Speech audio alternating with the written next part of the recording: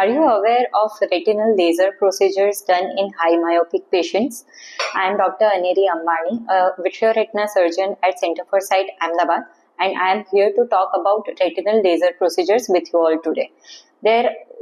આંખના પડદા ઉપર થતી લેઝરની પ્રોસિજર્સ બે ત્રણ અલગ અલગ ડિસીઝમાં કરવામાં આવે છે. નંબર વધારે હોય એવા પ્રોસિજરને આપણે લેઝર બરાજ કહીએ છીએ. ડાયાબિટીસ અથવા આંખના પડદાની વેન બ્લોક થવી અને લોહી આવવું એવી પ્રોસિજર્સમાં આપણે પીઆરપી લેઝર કરતા હોઈએ છીએ. જેને નંબર વધારે હોય એને આંખનો ગોળો નોર્મલી 23 થી 25 mm એટલે આટલો લાંબો હોય છે.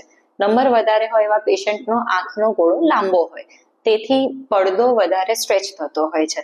પડદાના સ્ટ્રેચિંગના લીધે પડદાનું બહારનું જંકશન હોય એ પતલું થવાથી એમાં કાણા પડવાની શક્યતાઓ હોય છે.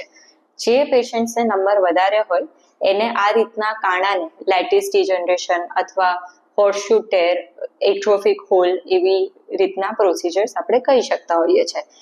એને સીલ કરવું બહુ જરૂરી છે. એથી ફ્યુચરમાં એની ઉપર પ્રેશર આવી અને કાણું વધારે મોટું થઈને પડદો ખસવાના ચાન્સીસ ઓછા થઈ જાય.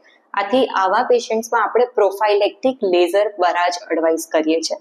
લેઝર બરાજ એ એક જ સિટિંગની પ્રોસિજર છે.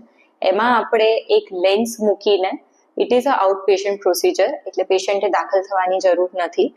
અહીંયા ઓપીડીમાં જ એક અલગ પ્રકારના લેઝરના મશીન ઉપર આપણે લેન્સ મૂકીને 10 થી 15 મિનિટમાં એ પ્રોસિજર ખતમ કરી શકીએ છીએ. It is almost painless.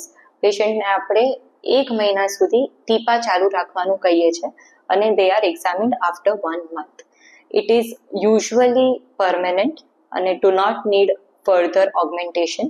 Every 6 monthly પેશન્ટનું એક્ઝામિનેશન કરવામાં આવે છે. જો કોઈ નવા લીઝન દેખાય, કોઈ નવું પડદાનું સ્ટ્રેચિંગ, થિનિંગ કે હોલ કાણું પડેલું દેખાય તો એને ફ્યુચરમાં સીલ કરવામાં આવે છે. પણ આનાથી પડદાનું ડિટેચમેન્ટ આપણે ઘણું ઓછું કરી શકીએ છીએ. So get that checked up today.